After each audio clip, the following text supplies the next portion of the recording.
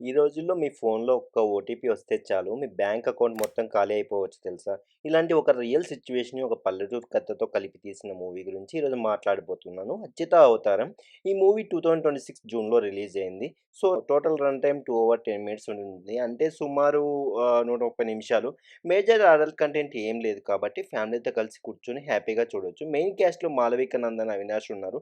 కథ విషయానికొస్తే ఒక ప్రశాంతమైన పల్లెటూరు బతుకులోకి ఆధునిక సైబర్ నేరాల నెట్వర్క్ చొరబడుతుంది. దాంతో ఒక కుటుంబం తీవ్రంగా నష్టపోతుంది.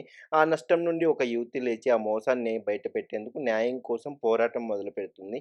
స్పిరిచ్యువాలిటీ, లోకల్ కల్చర్‌ని మోడర్న్ టెక్నాలజీ, సైబర్ క్రైమ్‌తో కలిపి చెప్పడానికి ట్రై చేశారు. నాకిక్కడ నచ్చిన పాయింట్ ఏంటంటే సైబర్ క్రైమ్ అనేది ఇప్పుడు సిటీ పీపుల్‌కి మాత్రమే పరిమితమని మనం అనుకుంటున్నాం. కానీ ఈ మూవీ దాన్ని ఒక విలేజ్ బ్యాక్‌డ్రాప్‌లో చూపించి ఇది ఎవరికైనా జరగొచ్చనే మెసేజ్ ఇవ్వడానికి ప్రయత్నించింది. ట్రెడిషన్ మరియు టెక్నాలజీని ఒకే ఫ్రేమ్‌లో చూపించడం నిజంగా డిఫరెంట్ అటెంప్ట్ అనిపించింది. ఈ టైమ్లీ టాపిక్ విలేజ్ ఎమోషన్స్‌తో డిజిటల్ క్రైమ్ కాంబినేషన్ ఫ్రెష్‌గా అనిపించింది. పైగా పెర్ఫార్మెన్స్ మరియు డైరెక్షన్ పరంగా కూడా మూవీ బలంగానే ఉంది. కథనంలో జెన్యూన్ ఎమోషన్ కనిపిస్తుంది. అయితే మైనస్ పాయింట్స్ కూడా చాలానే ఉన్నాయి. సైబర్ క్రైమ్ అనే కాన్సెప్ట్ ఇట్‌సెల్ఫ్ కొత్తది కాదు. ఇప్పటికే చాలా చోట్ల చూసిందే మనం.